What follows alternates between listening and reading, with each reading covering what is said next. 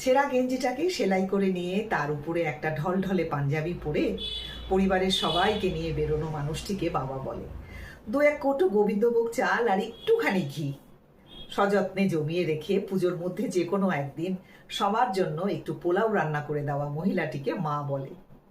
বন্ধুর জন্মদিনে উপহার পাওয়া চকলেটটা সযত্নে সবার চোখের আড়ালে নিজের সালোয়ার কামিজের ওড়নার খুঁটে বেঁধে ভাইয়ের জন্য নিয়ে আসা মেয়েটিকে দিদি বলে। কাঠি আইসক্রিম অর্ধেক গলে গেল দিদির জন্য নিয়ে আসতে গিয়ে ছুটতে ছুটতে মাঠ পেরিয়ে যে ছেলেটি ছুটে আসে তাকে ভাই বলে।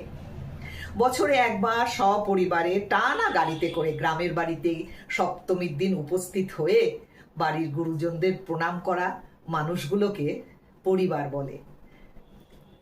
ডিজাইনার পরা পাঞ্জাবি পরে অঞ্জলি দেওয়ার সময় নতুন শাড়ি পরা পাশের বাড়ির মেয়েটিকে কলেজ পড়ুয়া ছেলেটির আর চোখে দেখাকে ভালো লাগা বলে।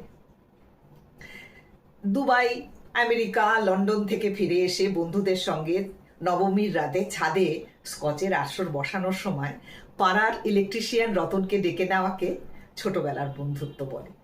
আর এই সমস্ত চিত্রকল্পকে যদি এক জায়গায় করা যায় তাহলে এক কথায় বাঙালিদের দুর্গাপূজা বলে।